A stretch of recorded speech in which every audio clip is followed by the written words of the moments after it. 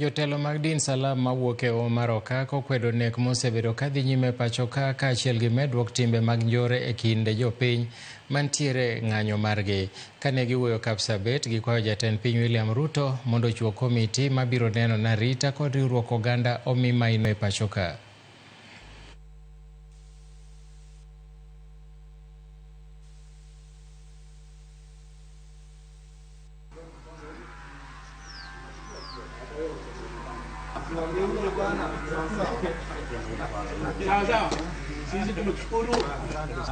Huwezi kuonekana kisha mimi nitatoka nitaenda hapa.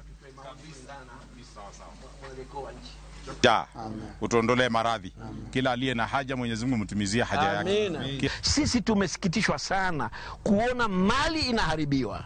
Wizi unaonekana waziwazi, na ili hali sisi tunatoa kodi kulipa polisi, askari kulinda mali. La kutusikitisha zaidi imekuwa ni kinyume. Watu wanakuja na vijana wanakuja na mipini, wanasema wanakuja kulinda biashara zisiharibiwe, na tunavyojua sisi polisi ndio jukumu lao ya kulinda mali na maisha ya Wakenya. Tumekuwa na maandamano ya hapa na pale ambapo ni sawa kisheria, lakini mambo yanayofanyika ndani ya hayo maandamano ndio hayaridhiki. Hayaridhishi kabisa. Kwa mfano kama hii ya juzi. Leo tumekuja kuona vijana wameshika marungu, tena rungu zenyewe mpya, ni kama zimenunuliwa ama zimeletwa, alafu wanaingia katika mji na kuvuruga zaidi. Vijana wamepigwa risasi.